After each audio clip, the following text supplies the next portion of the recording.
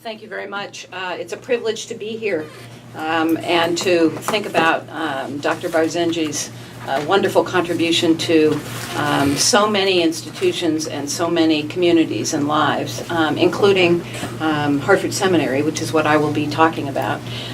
So it's a privilege, and it's also just plain fun to think about him and to think about all the good that he has done. So Ermine asked me to talk about three different things. One is very briefly about Hartford Seminary, its history and what we do and its mission. The second is the partnership and cooperation between IIIT and Hartford Seminary, which Dr. Barzinji was very much involved in. And third, about he himself and his vision, or a few words. So I'm going to try to do a lot. I'm going to try to do a lot in a very, very quick amount of time. Hartford Seminary is 185 years old. It was founded by Congregationalists at about the time when other institutions were founded by Congregationalists or other Protestant denominations such as Yale and Harvard and so forth and so on.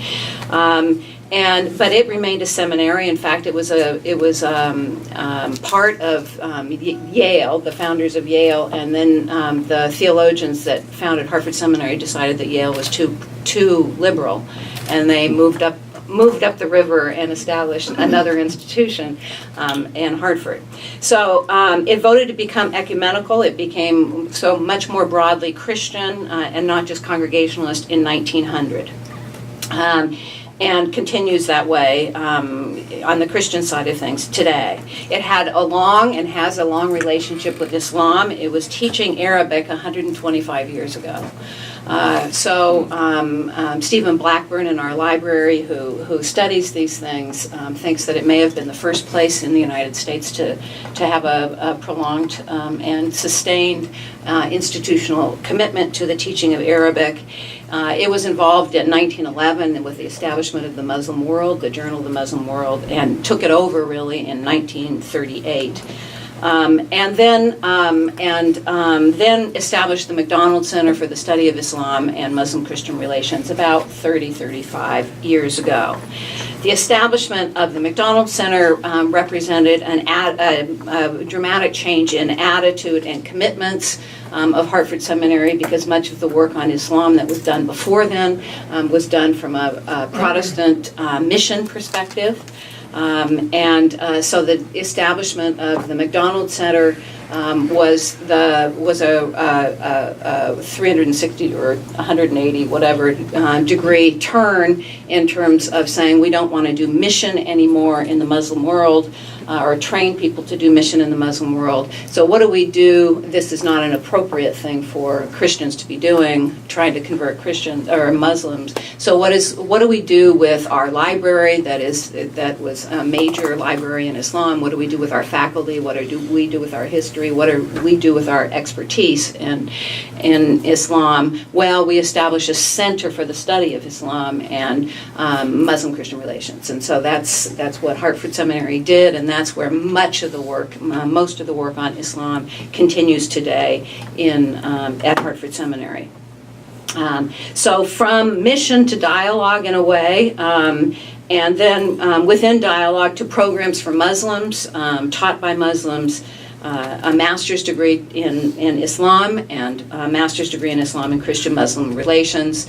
The first Muslim chaplaincy program established in the United States, headed by Ingrid Mattson, established and headed by Ingrid Mattson, who was a young professor at Hartford Seminary at the time when the military came to Hartford Seminary and said, you know Islam and you know Christianity, and we need to know how to hire Muslims for chaplaincy. Would you consider training Muslims as chaplains? And the seminary and Ingrid said, yes, we will. And so that started the Muslim chaplaincy program, which was the first of its kind, at least about 20 years ago, I would say, with the first Muslims entered in that program. Today we have 5 or 6 Muslim faculty many adjunct faculty. 40% of our students are Muslim. We have a number of Muslim board members as well. Abu Bakr is a board member at Hartford Seminary, and Jamal Barzinji was a board member at Hartford Seminary before Abu Bakr. Our mission is both academic study of Christianity and Islam, and Judaism to a much lesser extent, and also preparation of Muslim and Christian leaders for the 21st century in ways appropriate to a seminary in the United States. So leadership on the Muslim side, leadership on the Christian side in the United States and beyond the United States. And in all of this transition, all of this work, all of this rethinking things, partnership with the Muslim community has, of course, been critically important. Partnership with the Muslim community, and then internal Muslims internal to the institution also. Our partnership with IIIT, some of you know this much better than I do, but our partnership with IIIT goes back probably 30 years. I was thinking about 30 years. And the person that I link it to, but it may have preceded him, is Ibrahim Abu Rabi of blessed memory, who was involved with some of the academic programs at IIIT that Dr. Barzinji had started and was working on, and some of the thinking about Islam in a North American context here. And the Muslim Chaplaincy Program then was our flagship and remains our flagship program for Islam, and maybe the program we are most known for, actually, across the United States and beyond. And IIIT has been one of those invaluable partners over the years. In fact, a main invaluable partner over the years. We have appreciated from IIIT and many of the people sitting around this table the conversation partnership, the ideas, bouncing ideas off each other, the wisdom of the group here at IIIT, good colleagueship, moral support for what we're doing, and some financial support in critical moments and in critical ways also.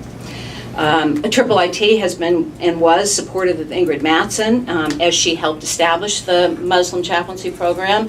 The folks at IIIT were good conversation partners for her, and that was very important. And IIIT has also helped it substantially in endowing the chair in Muslim chaplaincy, which ensures, of course, in perpetuity, the presence of teaching, one faculty member teaching in the Muslim Chaplaincy Program, the leader of the Muslim Chaplaincy Program, training young Muslims for work in chaplaincy in hospitals and prisons and universities and in the armed services. That's been a very, very important part of our partnership. And we've also partnered with IIIT, and Abu Bakr and I were talking about this very briefly this morning, here in the DC area and in New York City, in certificate programs for imams and other Muslim community leaders. That is not for people who are going for degrees, but people who want certificates in imams who are already in mosques and other community leaders they work with. People who seek the benefit of theological and scriptural reflection, but also courses relevant to leadership in this context. People who have been trained perhaps in other contexts. So people who seek the leadership or the training in pastoral care and counseling, or interfaith relationships, or who are my interlocutors on American soil with other religious leaders, and so forth. So in short, over my 16 years at Hartford Seminary, I can't imagine these years without the friendship and colleagueship of the folk at IIIT, Jamal Barzinji, chief among them, who have helped us thrive as we help new generations of Muslim students and as we help Christian students and communities understand and value Islam and their Muslim neighbors. Dr. Jamal Barzinji was critically important all along the path that I have just described. One of the first things I did as president of Hartford Seminary was to come to IIIT with Ibrahim Abu Rabi to listen, to get to know the actors, and to listen to their vision of Islam in America, to hear their concerns and their ideas about Hartford Seminary in the bigger picture of Islam in America. From my perspective, Dr. Barzinji and his leadership, along with these others who are here, were a precious gift in thinking through and understanding the contemporary moment of Islam in America and the challenge and opportunity of its further institutionalization in the United States, thus enabling Islam to take its rightful place in the religious landscape of this diverse nation. I saw, and these have been mentioned in Jamal, 4 different characteristics that really pertain directly to our work at Hartford Seminary. The first being the emphasis on academic excellence of Muslim scholars. In this context and elsewhere. So academic excellence of Muslim scholars, American Muslim scholars, and internationally also. The second being the importance of widespread education of others about Islam. We need the Muslim scholarship, but we need others in this context to know about Islam and to understand Islam. The third being leadership preparation of young Muslim leaders, which is where our Muslim chaplaincy program fits in. And finally, the thinking about, in the U.S. context, the training of imams to help them in the U.S. context, to be relevant to the U.S. context and to understand the U.S. context, and the training of other community leaders. Dr. Barzinji saw the big picture and each piece of the puzzle. He helped Hartford Seminary, me and others at Hartford Seminary, see the bigger picture and understand the role we could play appropriately in that bigger picture, and then helped us with his colleagues succeed in so many different ways. So in concluding, I would just like to say that Dr. Barzinji has many friends and colleagues and admirers among the students and faculty and staff and board members of Hartford Seminary, and we give thanks to God for his wisdom and his leadership. Amen. Thank you.